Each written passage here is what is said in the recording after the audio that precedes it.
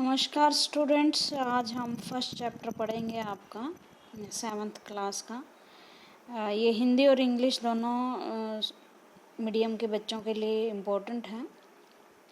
जो चैप्टर है आपका वो है first chapter, tracing changing through 1000 years. Our past history की जो बुक है उससे लिया गया है। ट्रेस मैंने करना होता है पहचान करना, चेंजेस थ्रू 1000 ईयर कि हज़ारों साल के बाद जो हिस्ट्री है वो चेंज होकर कैसे आई। मैंने जैसे आपको बताया कि हिस्ट्री एक बहुत इंटरेस्टिंग चीज़ है। अगर आप उसको इमेजिन करके पढ़ें, क्वेश्चन क्रिएट करें उससे रिलेटेड, तो ये एक बहुत ही इंटरेस्टिंग सब्जेक्ट है। और आज हम बहुत सारी इंटरेस्टिंग बातें जो है इस चैप्टर के थ्रू पढ़ेंगे। जैसे शुरू में आपने दिख रहा है एक बंदे का फोटो लगा हुआ है आपके उसमें, ये कौन है इसके बारे में हम पढ़ेंगे। सबसे पहले ये मैप देखिए। आपको अगर आप ध्यान से देखोगे तो कुछ कुछ जाना पहचाना मैप लगेगा। उसके बाद मैं आपको दूसरा मैप दिखाती हूँ। ये मैप, इसको आप अच्छी तरह से पहचानते हो कि ये इंडिया का मैप है, जिसमें श्रीलंका जो है वो नीचे दी गई है और जो सब कॉन्टिनेंट का पार्ट्स है वो है। तो ये दोनों मैप क्या हैं, अगर आप ध्यान से देखोगे, जो फर्स्ट मैप है ये पहले जो दूसरे वाला मैप है उसका उल्टा है। देखो, ये श्रीलंका दी हुई है आपकी, ये भारत का साउथ पार्ट दिया हुआ है, दिखाई दे रहा है। और ये जो है ये यहाँ पर आपके जो थाईलैंड मलेशिया जैसे देश हैं वो ऊपर दिखाए गए हैं। तो ये जो मैप है ये अल अदर्शी एक कार्टोग्राफर था। कार्टोग्राफर वो व्यक्ति होता है जो मैप बनाते हैं। अल अदर्शी नाम का एक अरेबियन ट्रैवल टूरिस्ट था जो भिन्न भिन्न देशों में यात्राएं करता था। उन्होंने सब कॉन्टिनेंट का मैप, सब कॉन्टिनेंट का मतलब जिसमें भारत, पाकिस्तान, अफ़गानिस्तान, नेपाल, भूटान, चीन और नीचे श्रीलंका वगैरह आते हैं, सब मिलाकर ये क्षेत्र क्या कहलाता है, सब कॉन्टिनेंट कहलाता है। उसके बाद जो है इसमें आपका देखा हुआ है कि कॉन्टिनेंट का जो है सी इस मैप में ऊपर दिखाया गया है। ये आपका जो पैराग्राफ है, ग्रोसरी वर्ड है, वो यही बताता है कि सब कॉन्टिनेंट को सी अलादर्शी ने ऊपर दिखाया गया है और मतलब मैप उल्टा है। उसके बाद ये आपको कंपैरिजन करने के लिए कहता है, take a look at the map 1 and map 2। दोनों मैप मैंने आपको दिखाए हैं। मैप 1 उल्टा है, कॉन्टिनेंट का अलादर्शी ने बनाया है, और दूसरा मैप है एक फ्रांसीसी कार्टोग्राफर था। कार्टोग्राफर मैंने बता दिया, पर्सन हु मेक्स मैप। ये छोटे छोटे क्वेश्चंस की तरफ ध्यान देना, क्योंकि ये आपके क्वेश्चन पूछे जाते हैं। आपके छोटे क्वेश्चन जो है इससे तैयार हो जाएंगे। तो फर्स्ट मैप वाज मेड इन 1154 में बनाया था ये, 1154 सी मैंने क्रिश्चियन के बाद जो आपका सन शुरू होता है उसमें, बाय द अरब जोग्राफर। ये अरब जोग्राफर था। ये सारी चीज़ें आपने याद करनी है कि ये कौन था, कब ये मैप बनाया गया, अलादर्शी के द्वारा बनाया गया। तो ये एक बार मैं कौन बनेगा करोड़पति में भी पूछा गया था क्वेश्चन कि उल्टे मैप बनाने वाला अरब जोग्राफर कौन था, अलादर्शी। The section reproduce here is a detail of Indian subcontinent from his larger map of the world. उन्होंने इंडियन जो सब कॉन्टिनेंट और सब कॉन्टिनेंट में मैंने आपको बताया है इंडिया है, यहाँ इंडिया के साथ लगता हुआ नेपाल है, भूटान है, उधर चाइना है, और इस तरफ जो है अफ़गानिस्तान, पाकिस्तान, अफ़गानिस्तान, और नीचे जो है ये जो नीचे है इसमें ये यहाँ श्रीलंका। ये सब कॉन्टिनेंट है, सब मिलाकर। जैसे एक कॉन्टिनेंट होता है पूरा जिसे हम महाद्वीप कहते हैं, वो तो एशिया है, लेकिन इसमें एक महाद्वीप है उसे हम सब कॉन्टिनेंट कहते हैं, इंडियन कॉन्स्टिट्यूशन सब कॉन्टिनेंट, क्योंकि ये मैप में देखने के बाद बिल्कुल अलग दिखाई देता है। Larger map of the world, और map 2 was made in 1720 is by a French cartographer. देखो, कार्टोग्राफर एक मैप बनाने वाला है, जोग्राफर होता है जो जोग्राफी जो भूगोल का ज्ञाता होता है वो। The two map are quite different even though they are made of same area. देखो, दोनों जो मैप हैं एक ही एरिया को प्रदर्शित करते हैं, लेकिन दोनों भिन्न भिन्न हैं। In all other such map South India is where we would expect to find North India and Sri Lanka is the island at the top. देखो, आपको पता है ये हमारा साउथ है, ऊपर का जो पोर्शन है वो क्या है, नॉर्थ है। आपको ये मैप दिशाएं जो हैं अच्छी तरह से पता होनी चाहिए। इस तरफ क्या है, ईस्ट है, और ये वेस्ट है। तो श्रीलंका कहाँ है, साउथ में है, ठीक है। और जो ईज़लैंड है हमारे, ईज़लैंड का मतलब वो भूमि होती है जो चारों तरफ से पानी से घिरी होती है। हम ये सोचेंगे कि मैप में ये कहाँ है, मैप में साउथ में है, लेकिन आल अदर्शी का जो मैप है उसमें जो श्रीलंका है वो ऊपर की ओर दिखाई गई है। Place name marked as in Arabic, और जितने भी शब्द इसमें दिए गए हैं इस मैप में वो अरबी भाषा में दिए गए हैं। ये श्रीलंका आपके ऊपर दिखाई गई है, ये अंडमान निकोबार द्वीप समूह ये भी ऊपर दिखाए गए नॉर्थ में। तो आपको इसको उल्टा करके देखना चाहिए। उसके बाद जो है इस मैप को भी आप देख सकते हो, ये फ्रेंच जो कार्टोग्राफर था उसने बनाया था, ठीक है। और उसके बाद आगे हम चलते हैं। उसके बाद ये क्या कहता है,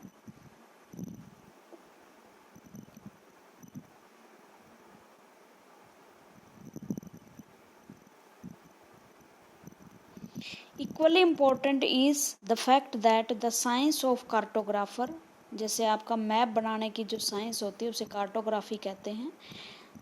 different is in the two period, इससे हम पता चलता है कि जो मैप बनाने की कला थी, मैप बनाने का जो आर्ट था वो एक भिन्न भिन्न शताब्दियों में भिन्न भिन्न था।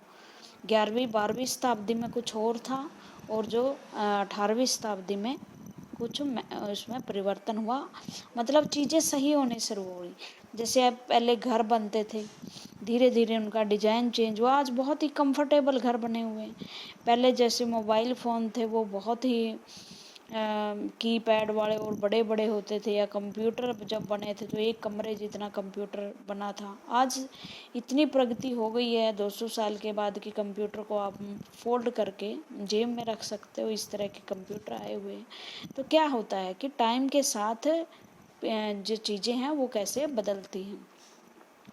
व्हेन हिस्टोरियन रीड डॉक्यूमेंट्स, जैसे ये इतिहासकार होते हैं, हिस्टोरियन मैन जो हिस्ट्री का अध्ययन करते हैं, जो डॉक्यूमेंट पढ़ते हैं, मैप पढ़ते हैं, टेक्स्ट फ्रॉम द पास्ट की जब हम चीज़ें पढ़ते हैं, मैप की स्टडी करते हैं या डॉक्यूमेंट पढ़ते हैं जो अब भी किसी न किसी संग्रहालय में रखे हुए हैं, they have to sensitive to be different historical background the context in which information about the past was produce, ताकि जो हमें हिस्टोरिकल चीज़ों से इंफॉर्मेशन मिल सके। इसलिए प्रयास किया जाता है कि जो चीज़ें लिखी गई हैं उनके बैकग्राउंड को समझा जाए कि ये मैप बनाया तो उल्टा क्यों बनाया, ठीक है। ये डॉक्यूमेंट जारी हुआ इस दिन तो क्यों हुआ। तो हिस्ट्री के स्टूडेंट को वाई वैन हाउ से ज़्यादा प्यार होना चाहिए, तभी आप हिस्ट्री को समझ सकते हो। अब ये कहता है कि न्यू एंड ओल्ड टेस्टिमोनोलॉजीज, टेस्टामोनोलॉजीज होते हैं डॉक्यूमेंट एक तरह के।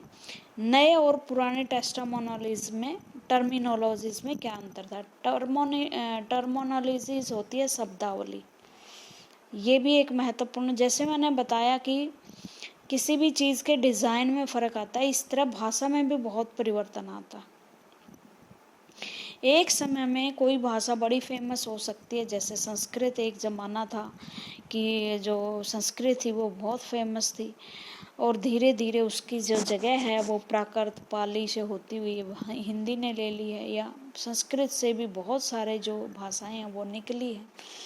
इसी तरह से टर्मिनोलॉजी होती है, शब्दावली में भी बड़ा फर्क हो जाता है। एक समय में एक शब्द का प्रयोग कुछ और था और दूसरी में कुछ और है। जैसे भारत एक शब्द है, अगर आपने महाभारत देखी, आप अभी टीवी पे शुरू हुई है वो, उसमें भारत का मतलब एक वंश से है, आप भारतवंशी है। भारतवंशी का मतलब भरत राजा से जो रिलेटेड थे उसके वंशज को क्या कहा गया था, भरतवंशी कहा गया। लेकिन वर्तमान में अगर भारत शब्द देखा जाए, और इस भारत का मतलब ये नहीं था कि उस टाइम सिर्फ भरतवंशी ही इस पूरे हिंदुस्तान पर शासन कर रहे थे। अगर आप महाभारत के युद्ध में देखो तो यादवों के जो नेता थे वो कृष्ण थे, गांधार नरेश कुनी थे, मदर के जो थे वो मदर निवासी थे, विराट के थे जो द्रुपद थे, इस तरह से बहुत सारे राजा थे। तो एक भरत वंश का जो नाम था वो एक छोटे से पार्ट के शासक का नाम था जो हस्तिनापुर या दिल्ली में शासन करते थे। लेकिन वर्तमान में जो भारत का अर्थ है, अगर आप वर्तमान में ढूंढोगे तो इसका मतलब क्या है, पूरा इंडिया, जो इंडिया की पूरी टेरिटरी आती है वो सारा भारत है। इस तरह से शब्द क्या है, टर्मिनोलॉजी, शब्द जो है वो बदलते रहते हैं। इसी तरह जैसे पहले भारत को जब आर्य आए तो ये अगर आप देखोगे भारत का मैप तो यहाँ जो है समझाने के लिए मैं मैप बना रही हूँ, कोई ज़्यादा वो ये नहीं समझना कि मैप वो परफेक्ट होना चाहिए। तो ये एक सिंधु नदी बहती है यहाँ भारत में, और अब तो ये पाकिस्तान में थोड़ा सा हिस्सा ही सिंधु नदी का है। तो जब आर्य बताते हैं कि आर्य बाहर से आए थे, वैसे तो ये गलत अवधारणा है, अब प्रूव हो चुका है कि हम यहीं के संतान हैं। तो इन्होंने सिंधु नदी के किनारे रहने वाले देशों को हिंदू बोला था, और इस वजह से इस एरिया का जो नाम है, जो यहाँ आसपास गंगा यमुना के मैदानों में जो लोग रहते थे उनको हिंदू कहा जाने लगा था। और आज अगर हिंदू शब्द का प्रयोग अगर हम करते हैं तो वो एक धर्म के रूप में हम करते हैं। तो कैसे टर्मिनोलॉजी चेंज होती है, अब हम पढ़ते हैं। If the context in which information is produce change with time, जो कंटेस्ट में दी हुई किसी भी कॉन्टेक्स्ट में दी गई इंफॉर्मेशन है वो समय के साथ चेंज होती रहती है। व्हाट अबाउट लैंग्वेज, लैंग्वेज जैसे लैंग्वेज के मीनिंग बदलते हैं, उसके मीनिंग्स, भाषा बदलती है और मीनिंग भी बदलते हैं, जैसे मैंने ऊपर एग्जांपल दिए हैं। Historical record exist in A variety of language which have change considerably over the years. जो हिस्टोरिकल रिकॉर्ड्स हैं वो बहुत प्रकार की लैंग्वेज में लिखे गए हैं जो समय के साथ बदलते रहते हैं। जो आप अभी रामायण महाभारत देख रहे हो या बहुत सारे और हमारे वेद पुराण हैं, उनमें हजारों सालों से परिवर्तन होता आया है और उसके अनुसार जो है चीज़ें बदली भी हैं। तो इसलिए जो हिस्ट्री की जो रिकॉर्ड्स हैं उन पे हम ज़्यादा विश्वास नहीं करते कि वो चीज़ ओरिजिनल है और उस पे हम बिल्कुल इंश्योर हो जाएं कि वही चीज़ थी, क्योंकि बाद में जो चीज़ें हैं हिस्ट्री में चीज़ें बदलती रहती हैं, उनमें ऐड होता रहता है, घटता रहता है कुछ ना कुछ। तो इस तरह से हमारी लैंग्वेज बदलती रही। मिडवल पर्शियन, मिडवल मैंने होता मध्यकालीन, जो पर्शिया के जो लोग थे मिडविल होते हैं, मध्यकाल। 3 काल माने गए हैं, एक एशियंट काल माना गया है। हिस्ट्री को 3 में डिवाइड किया गया है। आप एक है एशियंट जो प्राचीन हिस्ट्री है, और एक जो है आपकी मिडविल हिस्ट्री है, और एक मॉडर्न। 3 तरह की चीज़ें आप हिस्ट्री में पढ़ोगे। For example is different from modern Persian. इस जो मिडवल पर्शियन लोग थे वो मॉडर्न पर्शियन से अलग थे। पर्शियन एक भाषा भी है जिसे फारसी भाषा भी कहते हैं। The difference is not just with regard to grammar, उन सिर्फ ग्रामर और वोकैबुलरी शब्द और व्याकरण में ही अंतर नहीं था, बल्कि सब समय के साथ जो वर्ड थे वो भी चेंज हो गए, वर्ड का मीनिंग चेंज हो गया। जैसे टेक द टर्म हिंदुस्तान। अब हिंदुस्तान की एक शब्द लेते हैं हम, वो कैसे बदलता है समय के साथ। For example today we understand it is India. Hindustan means India. लेकिन आपको मैं बता दूं एक नया एग्जाम्पल, आपकी किताब में तो अभी नहीं होगा। 1947 से पहले हिंदुस्तान का मतलब था जो आपका वर्तमान का पाकिस्तान है, बीच में जो बड़ा पार्ट इंडिया का है, और इधर बांग्लादेश है। लेकिन वर्तमान में 2020 में हिंदुस्तान का मतलब जो सिर्फ बीच का पार्ट है हिंदुस्तान है, वही है। ठीक है, इस तरह से क्या है वो चीज़ें बदलती रहती। लेकिन इससे पहले, ये तो 1947 का एग्जाम्पल दिया मैंने, उससे पहले का, जैसे 5000 साल पहले, 2000 साल पहले, ईसा पूर्व का रही मैं ईसा पूर्व का मतलब ये भी समझा दूं मैं। मान लो ये एक हिस्ट्री की आपकी स्केल है।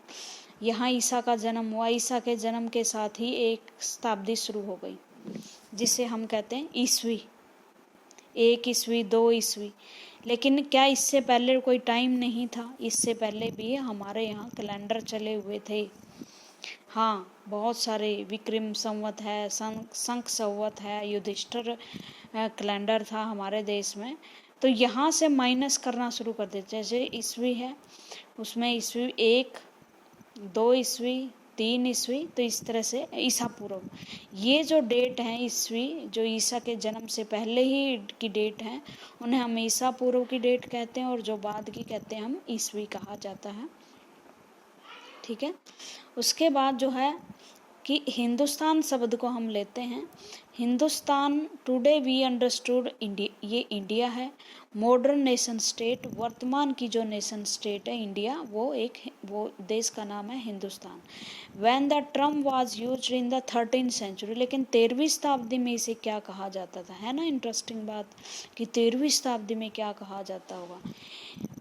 सेंचुरी बाय मिनहाज ए सिराज, ये एक क्रॉनिकलर था। क्रॉनिकलर का मतलब जिसने हिस्ट्री को डेट वाइज लिखा। हु रोट इन पर्शियन, जो पर्शियन भाषा में, फारसी भाषा में लिखता था। ये सारे छोटे छोटे क्वेश्चन है, याद कर लेना। He meant the area of Punjab, Haryana and the land between the Ganga and Yamuna. इसका मतलब जो आपका उत्तर भारत है, सिर्फ ये जो पार्ट है उत्तर भारत, और गंगा यमुना के जो स्थान है ये, और सिंधु नदी का ये, और पंजाब हरियाणा का जो स्थान है, वही क्या है, वो हिंदुस्तान है। ठीक है, he used the term in a political sense for land that were a part of domination of the Delhi sultanate. और 13वीं शताब्दी में आपको पता है सल्तनत का शासन शुरू हो गया था। इसका मतलब ये सिर्फ ये इलाका, और जो दिल्ली के आसपास का इलाका, जो दिल्ली सल्तनत के जो खिलजी वंश है या तुगलक वंश है, सल्तनत काल बोलते हैं इसको, उसके अंडर रूल था वो, मतलब वो वहाँ शासन करते थे। उसके बाद है दिल्ली सल्तनत के अंडर। उसके बाद the area include in this term shifted with the extent of sultanates, but the term never include South India. देखो, उसके साथ साथ जो एरिया है वो बहुत ज़्यादा बढ़ गया था। जैसे जैसे सल्तनत शुरू हुई मुग़लों की, उनका जो शासन था मुग़लों का, औरंगजेब का शासन यहाँ तक आ गया था। लेकिन फिर भी 15वीं शताब्दी में आपको पता है बाबर आया था। बाबर के बाद ही मुग़ल जो काल है वो शुरू हुआ था भारत में, मुग़ल पीरियड। कभी भी साउथ इंडिया को, इस भाग को, भारत के इस भाग को कभी भी हिंदुस्तान नहीं माना गया। पर्शियन जो लिटरेचर था उसके तहत हिंदुस्तान कौन सा था? सिर्फ दिल्ली और हरियाणा के आसपास, और जो गंगा का और ट्रिब्यूटरी का मैदान था वहीं ही हिंदुस्तान था। By contrast in the early 16th century का मतलब होता है 15वीं शताब्दी के 1920-22 के वर्ष।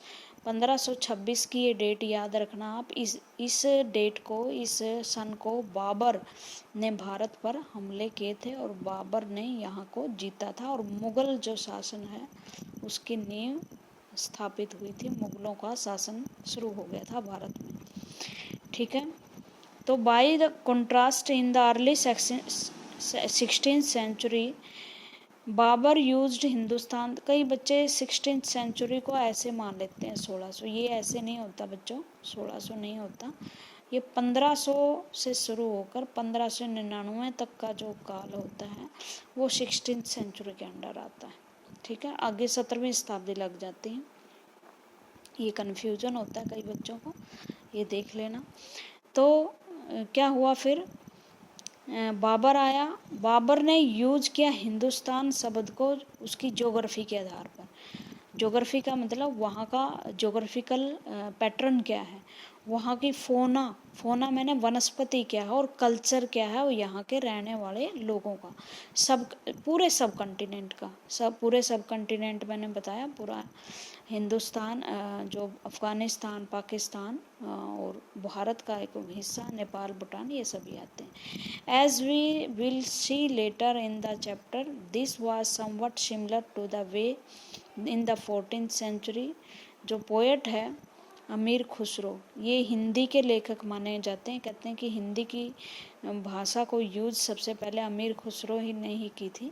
उसने जो हिंद शब्द का यूज है, हिंद, उसने भी हिंद शब्द का यूज किया था। और 14वीं शताब्दी में, while the idea of geographical and cultural entity like India does not exist in term of Hindustan, लेकिन इस अभी तक भी ज्योग्राफिकल रूप से हिंदुस्तान नहीं माना गया था, कल्चरल रूप से, मतलब कल्चर को देखते हुए हिंदुस्तान को के जो कुछ इलाके थे उनको हिंदुस्तान बोला गया था। पूरे भारत को एक नेशन के रूप में, पूरे इंडिया को एक देश के रूप में अभी तक भी क्या नहीं माना गया था, हिंदुस्तान नहीं माना गया था। इसको एक कल्चरल आइडेंटिटी के रूप में हिंदुस्तान माना गया था। उसके बाद अगला जो है, ठीक है, उसके बाद the number and variety of textual record increase dramatically during this period, this slowly displaced other type of available information through this period, paper gradually become cheaper and more. ये ऐसा काल था जब बहुत सारे लोग लिखना शुरू कर दिए थे, बहुतों ने जो चेंजेज आए, बहुत डिफरेंट तरीके से आए, बहुत ज़्यादा लोग पेपर का प्रयोग करने लगे थे। पहले तो जैसे ताड़ के पत्तों पर लिखा जाता था, तो धीरे धीरे परिवर्तन आया, तो साहित्य भी बहुत जल्दी से बढ़ा। उसके बाद है जो बहुत सारा जो साहित्य है, people use it to write holy text, पवित्र ग्रंथ लिखे गए। क्रॉनिकल रूलर की डेट रखी गई कि कब रूलर ने, जो शासक था, उसने ताज पहना होगा, कब उसने लड़ाई लड़ी, कब उसने ये फरमान जारी किए, कब उसने कौन सी नीति लागू की, लेटर्स, उनके letter, technique, teaching of saints मैंने जो आपके संत होते हैं, उनकी शिक्षाएं, पिटिशंस एंड जुडिशियल रिकॉर्ड। ये मत समझो कि उस टाइम जो है जुडिशरी नहीं होती थी, न्यायपालिका नहीं होती थी, बिल्कुल होती थी, न्याय होते थे। And to registered of account and taxes, और जो खेती पर लगने वाले टैक्स हैं या कमाई जहाँ से होती थी उनके भी रिकॉर्ड रखे जाते थे। Manuscript were collected by the wealthy people. Manuscript होते हैं हाथ से लिखी हुई जो किताबें होती हैं। उस टाइम छापे खाने का आविष्कार तो हुआ नहीं था, हाथ से लिखे जाते हैं। और ये कहाँ मिलते हैं, जो वेल्दी पीपल थे, जो राजा के करीब थे, रूलर थे, या मोनेस्ट्री मैंने जहाँ पर जो आपके वो साधु संत रहते थे, मठ वगैरह, टेम्पल्स, मंदिरों से। आज भी जो महाभारत और गीता और ये पुराने जो पुराण वेद हैं वो हमें यहीं से तो मिले हैं। They were placed in library and archive, लेकिन अब तो ये लाइब्रेरी और आर्चिव में रखे गए हैं। आर्चिव का मीनिंग दिया हुआ है, देखो ये रहा, संग्रहालय टाइप होते हैं। आप देखा होगा कहीं कुरुक्षेत्र वगैरह गए होगे तो पुरानी चीज़ें रखी जाती हैं। A place where document and manuscript, document मैंने सरकारी रिकॉर्ड होते हैं, मैन्युस्क्रिप्ट मैंने हाथ से लिखी हुई लेटर्स या किताबें होती हैं आर स्टोर्ड, और इस आर्चिव में वो रखी जाती हैं। एक तरह के पुरातत्व संग्रहालय होते हैं। Today all nation and state government have archive where they keep all their old official records and transaction. हर गवर्नमेंट के पास, हर देश के पास अपने अपने संग्रहालय हैं जहाँ पर ये पुरानी ओल्ड किताबें या डॉक्यूमेंट्स रखी हुई हैं, ताकि हम अपनी हिस्ट्री को अच्छे तरीके से जान सकें। Thank you. अगली जो चीज़ें हैं वो अगले वीडियो में करवाएंगे।